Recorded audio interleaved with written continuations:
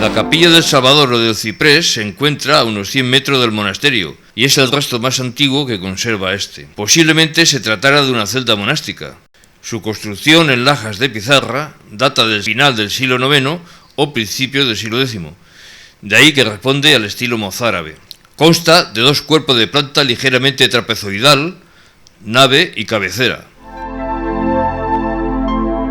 Gracias, Señor, por estas imágenes que nos das, para poderlas contemplar. Un rasgo característico es que la puerta está situada en un lateral sur, cuya curvatura tiende a la forma de herradura.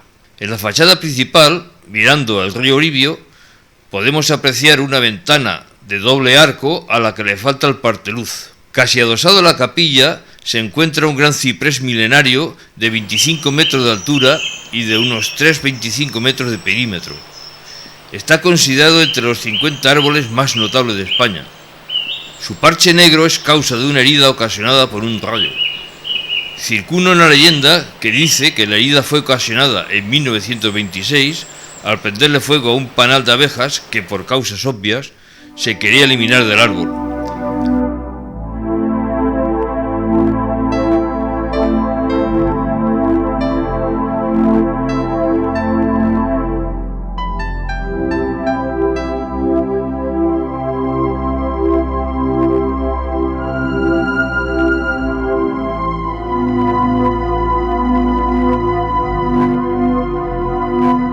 El monasterio de Samos se asienta en el extremo norte de la capital del municipio y a esta villa y al municipio le cedió su nombre e historia.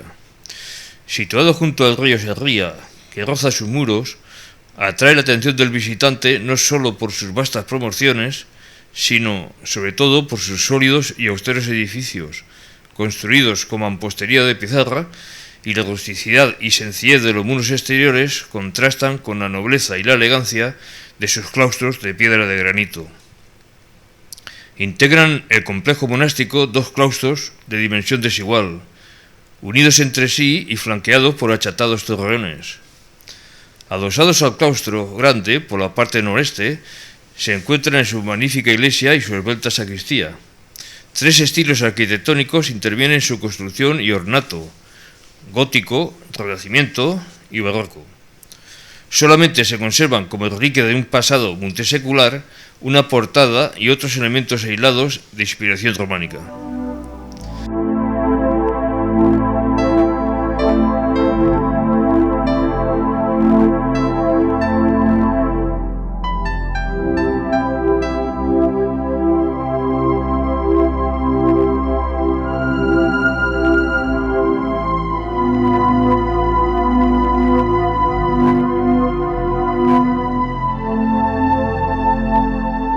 Los monjes del monasterio son benedictinos. No sabemos con certeza en qué momento aceptó la regla de San Benito.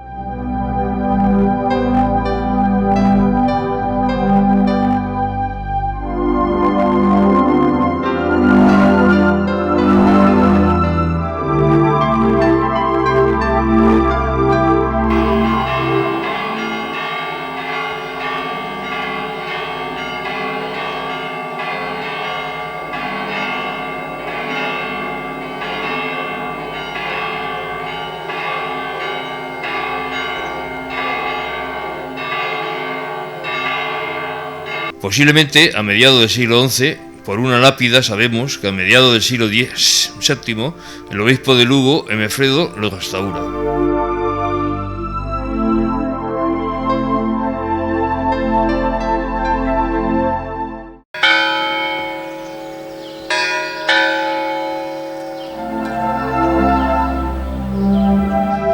Lo que más impresiona al visitante al contemplar la fachada principal es la portada barroca de su iglesia, que se presenta como un gran rectángulo dividido en dos cuerpos y tres calles. Y le causará extrañeza la horizontalidad de su terminación, por la carencia de frontón o de ático central, y del tercer cuerpo de sus torres. Esto imprime un sello peculiar a esta portada, que, si bien le resta esbeltez, no logra sustraerle majestuosidad y belleza. Le precede una señorial escalera del siglo XVIII, inspirada en la del Obradoiro de Santiago de Compostela. Mira por dónde saldrás en el vídeo. Saldrás en la etapa. Venga, pues esta te la dedico para ti, va, para que te veas. Buen camino. Buen camino.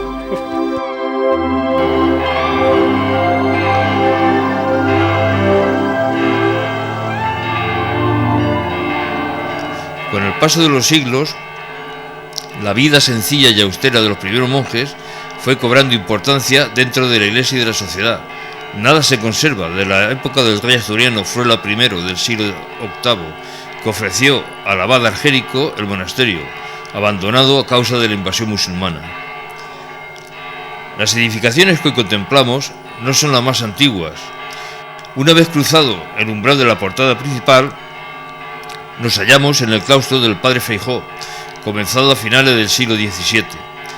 Debido a la situación de la antigua iglesia románica, no se concluyó hasta mediados del siglo XVIII.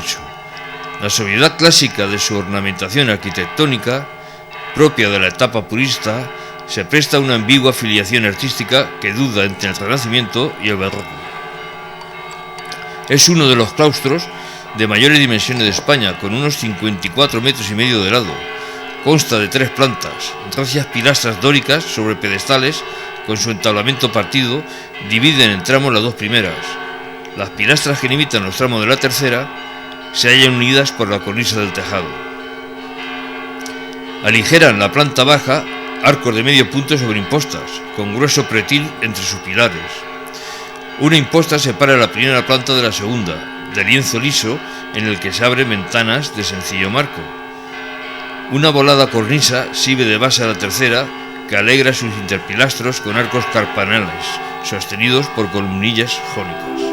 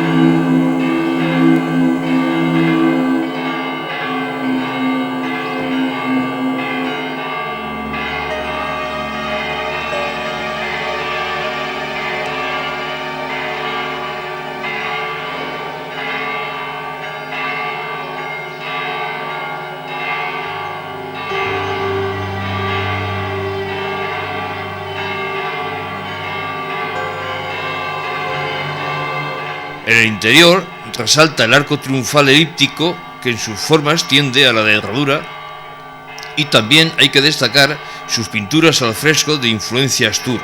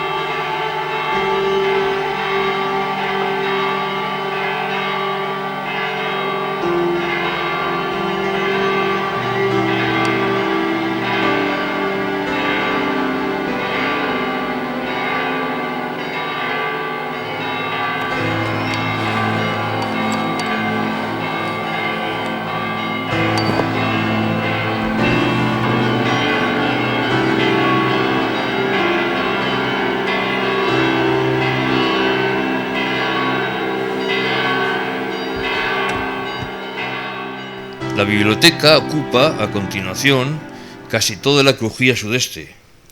Una puerta con una lapidaria inscripción latina nos invita a entrar. Muchas son las vicisitudes que ha sufrido a lo largo de la historia.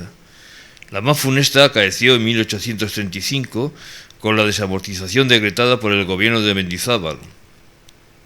La mayoría de sus libros fue trasladada a Lugo y pasó a formar parte del fondo primitivo de la biblioteca pública, juntamente con los de otros conventos suprimidos de la provincia. Al reanudarse en 1880 la vida monástica en Samos, los monjes restauradores pusieron un especial interés en rehacer la biblioteca en la medida de sus posibilidades, y de hecho lo lograron. Mas el incendio de 1951, en el que fueron pasto de las llamas algo menos de la mitad de sus libros, supuso una pérdida irreparable. A partir de entonces se ha ido reponiendo y acrecentando, aunque, respecto a los fondos antiguos, dista mucho de lo que fue antes de la desamortización. El archivo custodia 12 incunables y varios manuscritos de gran importancia para el monasterio. Podemos citar, a modo de ejemplo, un pergamino del rey Fernando III el Santo del siglo XIII y un privilegio rodado de Fernando IV el Emplazado, fechado en Cuéllar en el año 1303.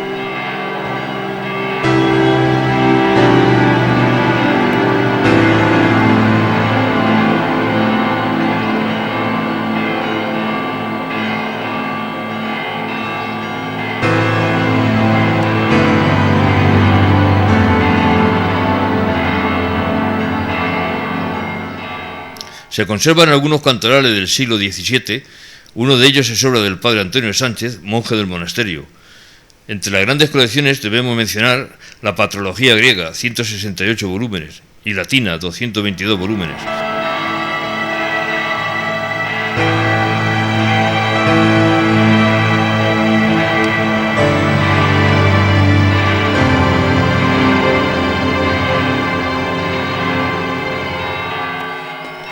Con las imágenes de San Julián y Santa Basilisa, patrono del monasterio.